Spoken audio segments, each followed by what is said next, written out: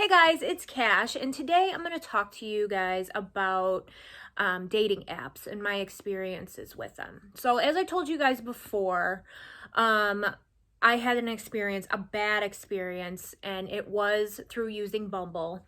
When I would travel, I would use the app to meet people, like meet up with people for a drink or whatever. If it worked out, if they were cool, I would hang out with them for a long period of time. If not, I would just make an excuse and leave. So for me, that app was a good app to meet people because I did meet a lot of people in Miami through it that I was friends with for a long time until I started noticing like the similarities in my targeting coming from the people that I met on this Bumble app. I wanted to make this video a long time ago, but YouTube wouldn't let me upload it. And usually when that happens, that means that they don't want me to talk about it. Well, I just found out recently that a lot of these celebrities are invested in Bumble. So that would be probably a major reason why they wouldn't want anybody talking about it. Now, my experience in New Orleans went a little bit like this. I met the guy, I swiped whatever, I messaged him, he told me to meet him out for a drink. He was with a group of people. I went into the bar. I don't know if he did it or the bartender did it or one of his friends put something in my drink, but something was put in my drink.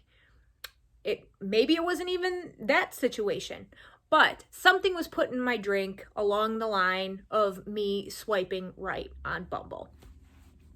So, long story short, I wake up the next day. I'm not even in New Orleans anymore.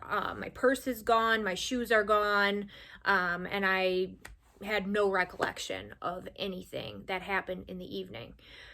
So I went back to my hotel, my dog was there, and then I get a call from the front desk and they returned my purse that was just sitting in a parking garage.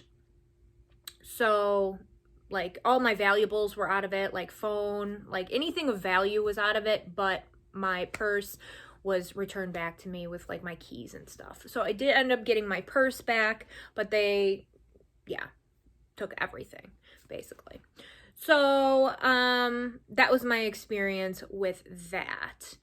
Now, the thing about this is in my targeting situations, people knew things about that night.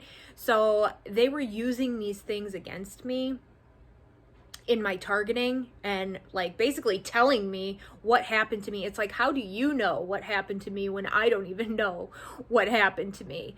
And it was just very bizarre. It was like they were using that like complete blackout on my end against me to, potentially hurt me, but really it was just more creepy. Like, how do you know that that's what happened? So after that, I cut off Bumble completely. And one of the first people I met on Bumble in Miami was the guy that I told you guys about from San Diego. Now, I met him in Miami, and then I went to San Diego over the summer, and I was just seeing all these synchronicities relating to this man. And it was just weird things like Priuses. And I know that's like a common car to drive, but it was like meant for me to like see it. And then I told you guys that there was a doppelganger situation. The guy in the room right next to me looked just like this guy. And I've seen this situation play out so many times that it's just really not a coincidence to me anymore. So the thing with the Bumble is it is like it's like a narcissist dream.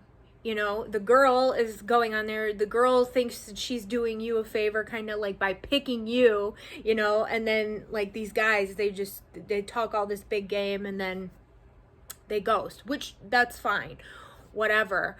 But something in me has a feeling that Bumble played a big role in my targeting, because a lot of people that I met through that like things that would happen on my dates with these people and things like that would be used in my targeting against me. And it's like, how do you know? Is there some like kind of like web forum where you're like putting all this information in, like to tell each other just to like freak me out or something? And it happened to my friend.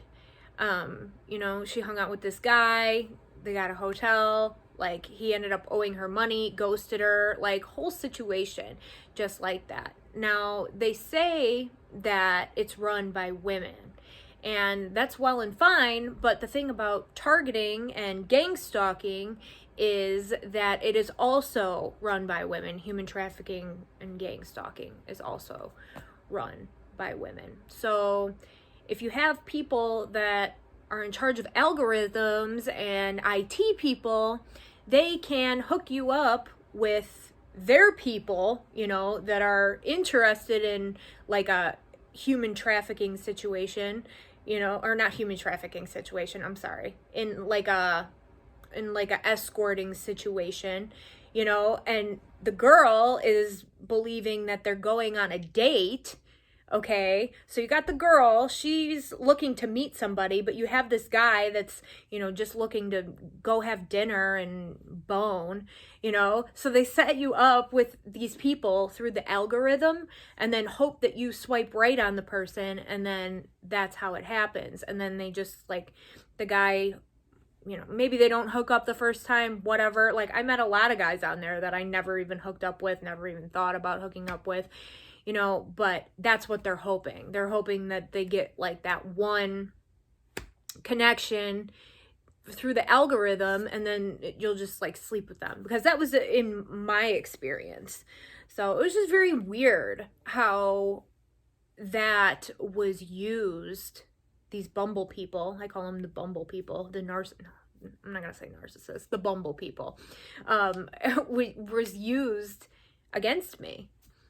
And yeah, so New Orleans, bad experience. I never really had a bad experience in Miami. I did meet a lot of interesting people through it in Miami, but after a while, after I started noticing like the similarities between my targeting and the Bumble app, I just deleted the app completely. And I was never a big Tinder person, not my thing. So that's all I gotta say about that.